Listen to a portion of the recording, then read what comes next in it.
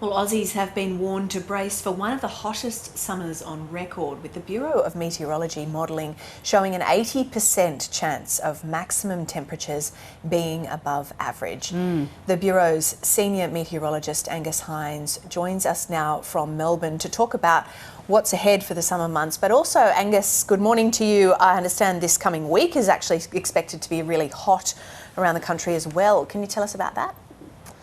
Yeah, good morning. Absolutely I can. It's actually been quite hot across northern Australia for the past couple of weeks. We've had heatwave conditions across parts of the Northern Territory, northern Western Australia and North Queensland. And in the coming days, we're going to see that heat from the north get dragged through other areas of Australia. As early as today, actually, with well above average temperatures forecast for today, for Sunday, for large parts of South Australia, Western Australia, even Victoria and Tasmania getting quite a warm day today. And it's not just a one and done either. Many places are going to have a really warm week ahead. Almost the entire country sees temperatures above average this week. The main exception to that is looking to be the Queensland coast, which is about average. Parts of the New South Wales coast also about average in the coming week. But for pretty much everyone else, those temperatures are going to be fairly warm, at least for a few days of the coming week.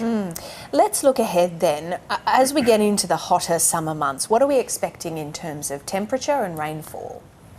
Yeah, we can have a look at, say, the next 3 months. So that'll be November, December, January. So the end of spring and then into the summer months as well. And no surprises that we are seeing a signal for above average temperatures across large parts of the country. Now, we're comparing that against a long-term average. And given the climate that we live in at the moment, it's very, very common that we do see warmer than average temperatures for large parts of Australia. So another thing we look at is what's called the chance that a place will be unusually warm. And that means not just warmer than average, but in the warmest 20% of all years that we have on record. And the chance that the next 3 months will be unusually warm is still quite high for large parts of Australia. In particular, Tasmania got a very high chance of a warm few months ahead. Large parts of Victoria and New South Wales as well, and much of the red centre or the dry centre of the country.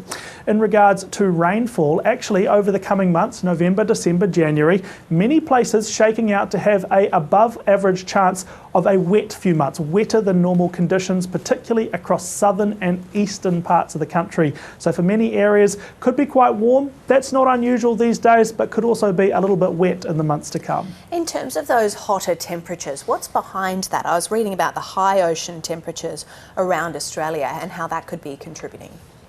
Yeah, that is certainly one of the most significant factors which does determine temperature. Not just temperature on a given day, but temperature over a longer time span. When you're talking weeks or months of above average temperatures, the number one thing you really have to turn to is how are the oceans looking around the country. It's a really key contributing factor to the temperatures that we experience on the land.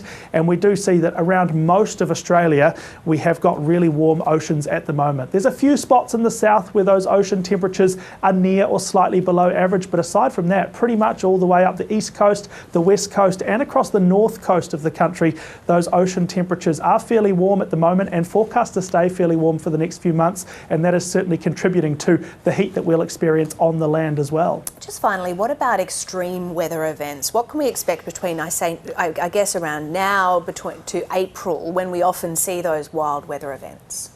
Yeah, we certainly do. And those months between October and April, it's what we might call the higher risk weather season. Now, that's not to say we can't get severe weather and dangerous weather at other times of year, but some of Australia's biggest weather events are most frequent and most intense, most severe during these summer months. So in particular, we're talking about things like tropical cyclones across northern Australia. We're heading into that tropical cyclone season now. We are anticipating around about an average number of tropical cyclones, which could mean around 10 or 11 in the greater area and around about 4 which impact the Australian coastline over the season as a whole. But potentially, because of those warm oceans, we could see more of those tropical cyclones develop into severe tropical cyclones in the coming months. Other major weather risks over the coming months, heat waves and bushfires, of course, during that long, hot Australian summer. And we could also see, or we're likely to also see, the peak time of year for severe thunderstorms. And we've already had a taste of that over the past 5, 6, 7 days for parts of eastern Australia, and it's highly likely we will see more thunderstorm outbreaks and more severe thunderstorm outbreaks, particularly across the north and east of the country in the coming months. All right, Angus Hines from the Bureau of Meteorology, thanks so much for that. Thank you.